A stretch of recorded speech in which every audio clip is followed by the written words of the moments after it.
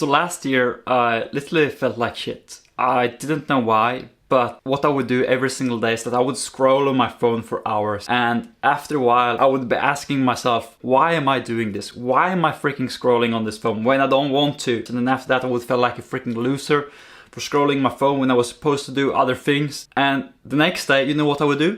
I would do the same thing again. I would do the same thing over and over and over and over again. And it got to a stage where I literally felt like shit. I had no motivation whatsoever. The only time when I actually felt good was when I was either drinking caffeine, blasting music and working out, or I was playing video games. That was literally the only moment when I was feeling good. Other than that, I was feeling like shit. And all of that just came from dopamine. It just came from that my base levels of dopamine were so depleted and so low. And that is why we're going to discuss today how you can increase that base level of dopamine as you have that drive constantly. Now, dopamine is obviously always going to fluctuate. And you're never always going to feel on top of the world. You will have moments when you're feeling low, but at least those low won't be freaking super low. So you won't be like I was last year when I was just freaking procrastinating, doing nothing, and I was feeling like shit. I don't want that to be you, and that is why I'm doing this video for you today.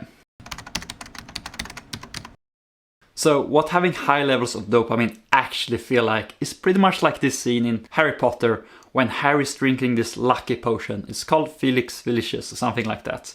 And what happened is that every single little thing that Harry is doing is just easy. It just feels like you're always lucky and you're always at the right spot at the right time. And it's just because you have motivation, you have so much drive, and everything just feels possible. Nothing really feels impossible. Well, how do you feel? Excellent. However, if you have low levels of dopamine, everything will feel impossible. It will feel like you have no motivation and everything just feels hard in life. Well, what actually is dopamine? Well, dopamine is a neurotransmitter in the brain that's responsible for drive, motivation, and reward. And obviously your cognitive abilities to focus as well. So if you're struggling with your focus, this will help with that as well. Now, with dopamine, we want the baseline of dopamine to be as high as possible. See dopamine as two things. So have a steady base where we always start. We want this base to be as high as possible. However, dopamine is obviously fluctuating up and down, okay? It's fluctuating constantly as well. Say you take a bite of chocolate, for instance, or an ice cream. All of a sudden, we get a peak in dopamine. We feel freaking good. And then after that, after 10 bites, I'm not feeling very good any longer. And then after that, they go back up slowly to that base level of dopamine. But if that base was very low, all of a sudden we get a big peak in dopamine, and then they go down to a very low base level. And this is when you're feeling like shit most of the time. And this is when the only form of enjoyment that you get through the day is either when you're scrolling on your phone, playing video games, watching porn, taking conventional drugs, stuff like you shouldn't be doing. We want to avoid that at all times. So what we need to know when it comes to dopamine is that we have a base and dopamine is fluctuating constantly as well. And our levels will always return to the base, but we can make that base higher and we can make that base lower. We want to make sure that it's as high as we possibly can. So here are the things that you need to avoid at all times. Okay, so you need to avoid things like social media. Social media is going to be the biggest killer in today's society. So easy to have access to your phone. So me personally, I don't even have any apps whatsoever. Facebook, I don't have Instagram. Even though I do these videos, I don't even have a YouTube app on my phone. And this actually is the best way to feel great, because this is probably going to be the thing that most people are struggling with in today's society. So if it makes you feel better, just delete all apps. Therefore, it will be so much harder for you to actually go on your phone and scroll. And you will know that you have an addiction to your phone if you take up your phone and then you're freaking looking for that YouTube app and you're looking for that Snapchat app or that Instagram app, and it's not even there any longer. Now, video games and animes. These are my biggest things that I'm struggling with personally. I love playing video games every now and then, and some of my friends love it as well. So it's very hard for me to stay away from it. On top of it, animes, I love watching some animes. And what I do personally is that I have 2 days a week, Saturday and Sunday, when I take time to do those things, when I take time to actually either watch anime or play video games. So that works for me to have this specific day when I do it myself. But if you can avoid it at all times, just avoid it at all times, you'll feel so much better. Now, working out is probably one of the best things that you can do for dopamine, because it will actually spike your dopamine levels quite high. However, the problem is if you're actually consuming a lot of caffeine and you're blasting music like I was doing, and then you're working out, that is not a good thing. You're getting a massive spike in dopamine and you will then expect a massive crash. So what I do these days is, this actually works super well. So if I have caffeine, I don't listen to music. However, if I want to listen to music, I don't have caffeine, and that works very good for myself. So I love this quote by a guy named Miyamoto Musashi. That was this samurai way back in the day, and he said, "Do not seek pleasure for pleasure's sake." And this is probably one of the best quotes that I have ever seen when it comes to dopamine, because this summarizes every single little thing. Every single time you're seeking pleasure, all of a sudden you will then get a decrease in dopamine levels later. And if you do this chronically, meaning you do it constantly, what's going to happen then is that then is when you're lowering your base levels of dopamine. So if we want to actually increase that base, what we need to do is we need to do the complete opposite. We need to seek effort for effort's sake. And that is when that base is actually going to become higher. If I go to work out, all of a sudden there's a lot of pain, there's a lot of effort into me doing that. Rather than getting a big spike in dopamine that I get from things like video games and animes and social media and whatsoever, what's gonna happen then is that I have a gradual spike in dopamine.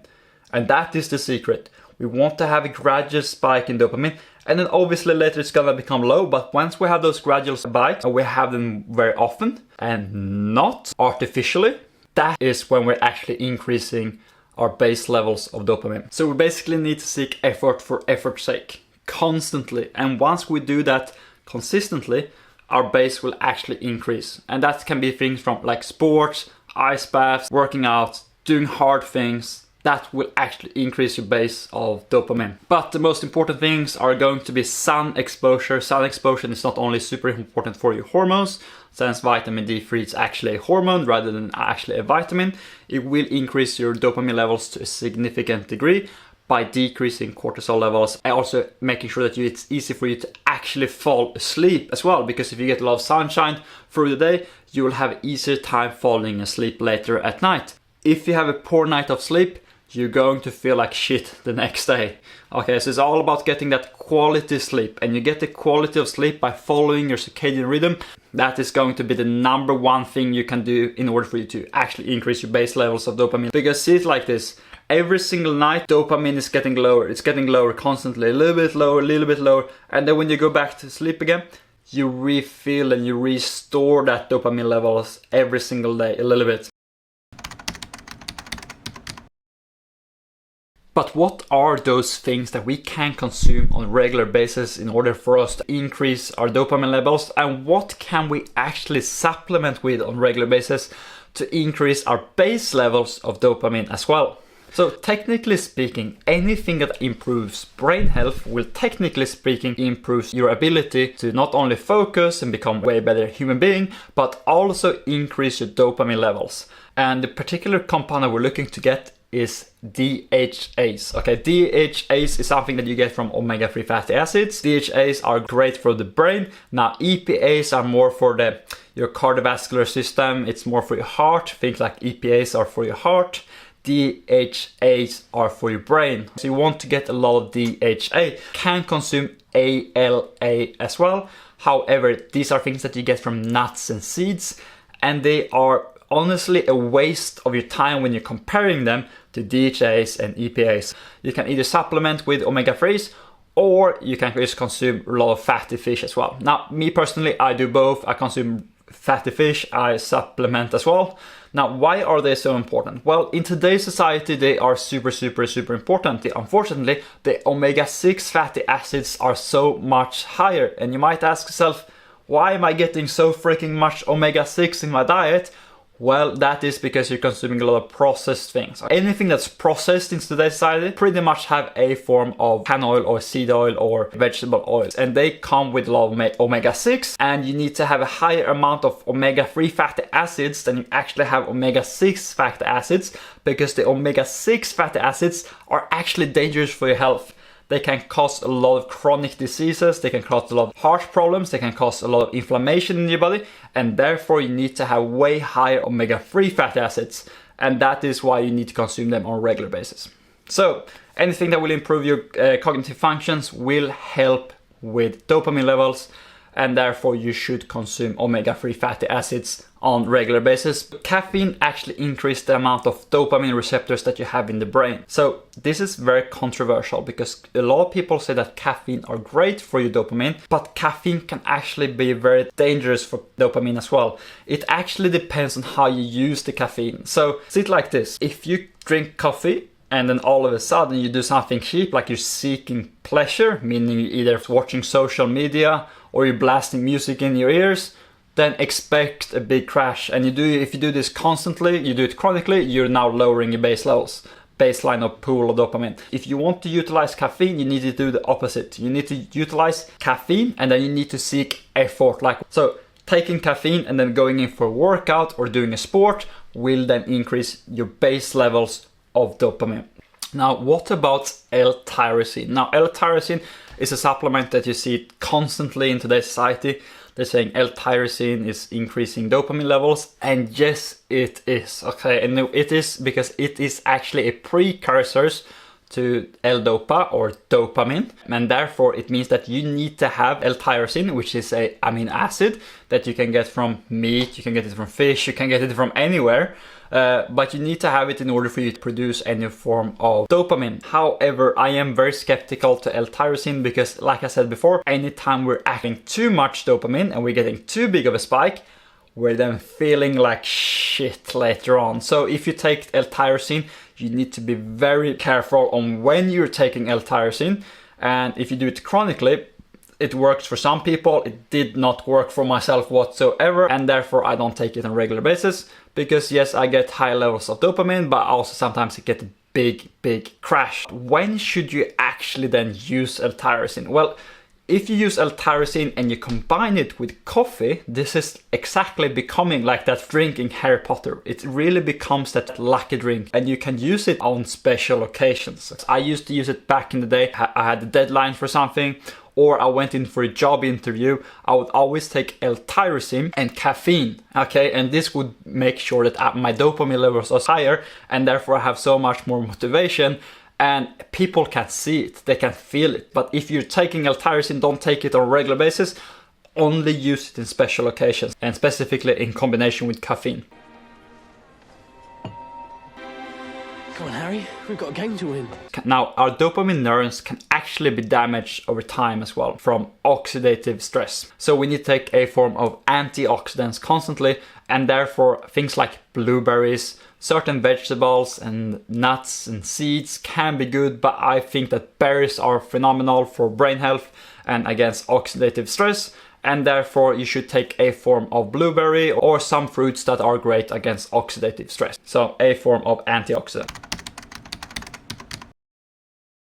Now, goal setting is going to be amazing for dopamine levels as well. Okay, goal setting is super important, because without having a goal, what's going to happen then is that you are not going to be able to measure yourself or what you're doing in life, and therefore you will never get that cheap dopamine that you can get from getting closer to that goal.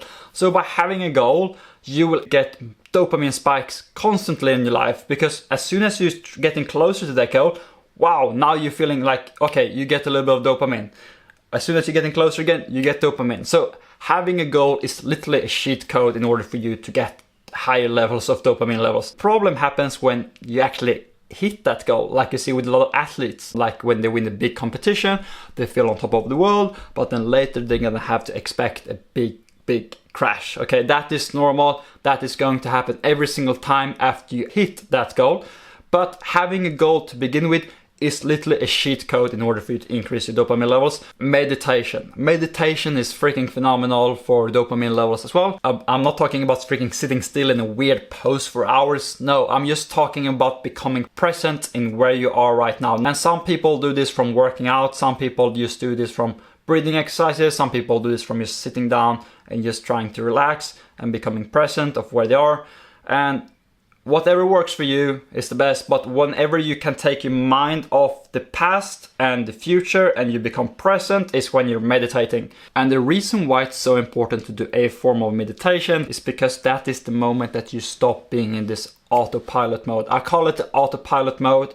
A lot of people call it different things, but what it is like you're basically this NPC. Basically, you're a non-playable character. You need to become a character that's actually playing, and in order for you to actually play in this life or in this game, you need to become conscious. But if you're living in the past, or you're living too much in the future, you're not truly becoming conscious, and then you're not truly a playable character. Okay, this sounds so weird when I'm describing in this way, but you know those moments when you're not really truly feeling conscious and you're just doing everything on autopilot mode, you're not concentrating, but then all of a sudden you wake up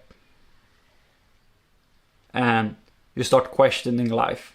You start questioning freaking the shape of your hand. You start questioning every single little thing, and being conscious sometimes can be the scariest thing in the world. However, when you truly become conscious is when you will increase your dopamine levels to a significant degree as well. So basically, anything that is great for your brain is going to increase your dopamine levels. Thank you so much, everyone. Here's a quick sum up of this video. Thank you so much.